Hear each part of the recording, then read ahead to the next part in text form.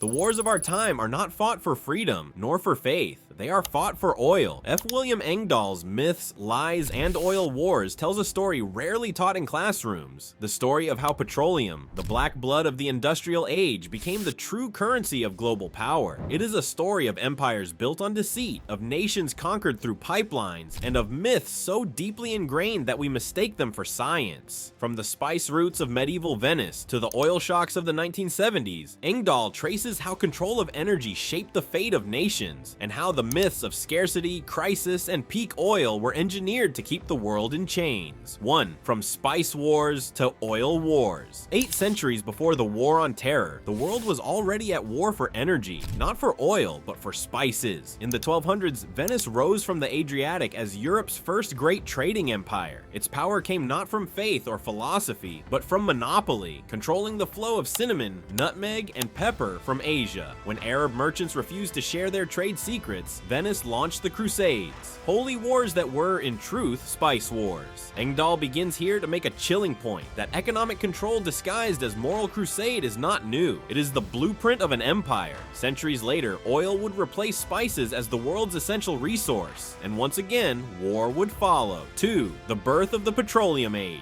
In the late 19th century, a German engineer named Rudolf Diesel changed everything. His engine, 5 times more efficient than the old steam machines, ran not on coal, but on oil. Within 2 decades, every major navy in the world, from Britain to America, began converting their fleets to petroleum. The shift was revolutionary and deadly. As Engdahl writes, the history of oil would be written in blood, fought over in wars, cloaked in deception, and permeated by desperate attempts to hide its origins. To the rising Anglo-American elite, control of oil meant control of civilization itself. But to control it, they first had to control the myth of oil, the belief that it was scarce, finite, and running out. 3. The myth of scarcity. For over a century, we have been told that oil is a fossil fuel, born from ancient plant matter, finite, and disappearing. Engdahl challenges that story. He calls it one of the greatest scientific hoaxes of modern history, a myth cultivated by the same corporations that profited from it. The Rockefeller Empire, through Standard Oil, helped ingrain this idea into academia and government. By teaching the world that oil was scarce, they justified endless wars to secure it. And when scarcity was a myth, manipulation became easy. Every time prices soared, every time shortages appeared, the narrative returned. We're running out, we must act. But what if the crisis was engineered? 4. The First Oil War. World War I was not just the first industrial war, it was the first oil war. When British Admiral Winston Churchill ordered the Royal Navy to switch from coal to oil, he made petroleum the lifeblood of empire. Britain's colonies could no longer be secured by ships alone. They needed fuel, and so began the secret scramble for the Middle East. Behind the scenes, British spies and bankers moved to seize Mesopotamia, modern-day Iraq. Through deception, they stripped Germany's Deutsche Bank of its rights to the Baghdad Railway, which passed through newly discovered oil fields near Mosul. By the war's end, Britain had secured control of Persia, Iraq, and Palestine, the very lands that still define the geopolitics of oil today. The Allies, as Lord Curzon declared, floated to victory on a wave of oil.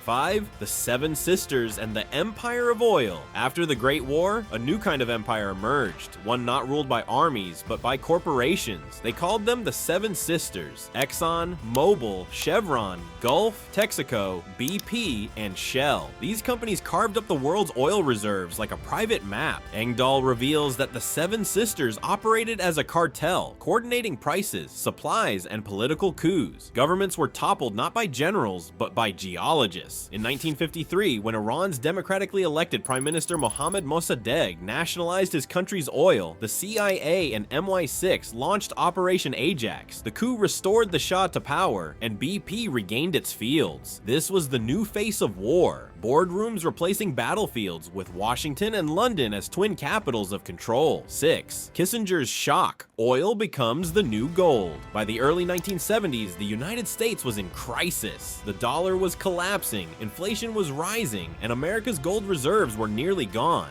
Then, in 1973, an oil embargo hit, and prices quadrupled overnight. Engdahl calls this moment Kissinger's alchemy, the transformation of oil into the new global gold standard. The crisis, he argues, was not spontaneous. It was designed. At a secret 1973 meeting in Sweden, the Bilderberg Conference, Western elites planned a controlled oil shock. By manipulating OPEC and engineering price spikes, they rescued the US dollar. Because every barrel of oil was now priced in dollars, demand for the US currency soared again. It was economic warfare disguised as market fluctuation, and it worked brilliantly. 7. The Malthusian Agenda. After 1973, a new narrative emerged, not of prosperity, but of limits. The Club of Rome's 1972 report, Limits to Growth, declared that humanity was consuming too much, that scarcity was inevitable. Engdahl shows how this environmental movement was quietly funded by the Rockefeller Foundation and allied elites. Its purpose was not to save the planet, but to justify a new global order of control. Behind the rhetoric of sustainability was a Malthusian fear that too many people, especially in the developing world, threatened the hierarchy of power. Population reduction, disguised as environmentalism, became policy. As Engdahl writes, the real enemy was humanity itself. 8. Silent weapons for quiet wars. In the 1980s, the battlefield moved again from geopolitics to economics. Through financial instruments like oil futures, Western banks learned to control prices without controlling wells. It was a new form of warfare, invisible, mathematical, and devastating. Engdahl calls it silent weapons for quiet wars, the transformation of markets into tools of imperial strategy. By setting oil prices through speculation, not supply, the Anglo-American elite could destabilize nations, bankrupt rivals, and reward allies, all without firing a shot. Oil, once the weapon of armies, became the weapon of accountants. 9. Proxy wars and the fall of the Soviet Union. While the West spoke of peace, its oil wars never stopped. In the 1980s, Washington backed Saddam Hussein in a brutal war against Iran, a conflict that killed 1 million people. When both nations were exhausted, the US turned against Iraq, enforcing crippling sanctions that decimated its economy.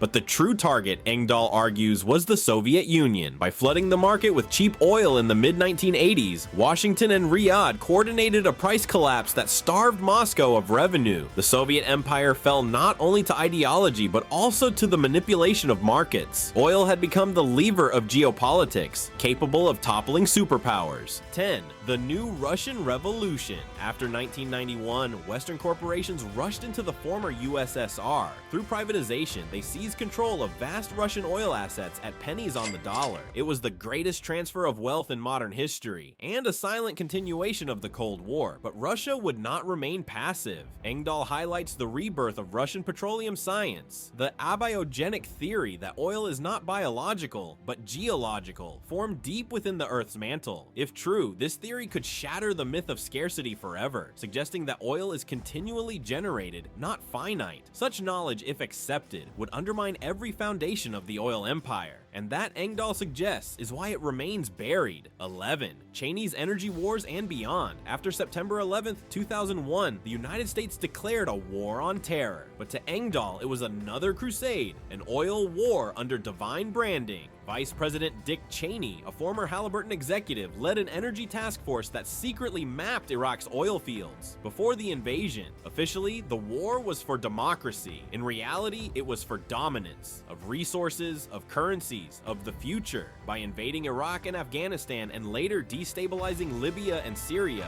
Washington sought to control the global oil choke points. From the Persian Gulf to the Caspian Sea, each intervention followed the same pattern: destabilize, divide, and extract. 12. China, the new target. By the early 2000s, a new rival emerged: China. Its hunger for energy grew insatiable, and Beijing began securing oil deals across Africa, the Middle East, and Central Asia, often bypassing Western control. Engdahl argues that Washington's war on terror was, in part, a strategy to encircle China, to militarize the oil-rich regions it depended on. From the invasions of Iraq and Afghanistan to the creation of AFRICOM in Africa, the United States extended its reach under the banner of security. As Engdahl warns, the final oil war may not be in the desert, but in the Pacific. 13. the end of the petroleum age, or its reinvention. Today, as the world turns to renewable energy, one might think the oil empire is dying, but Engdahl cautions, the same forces that built it are already adapting.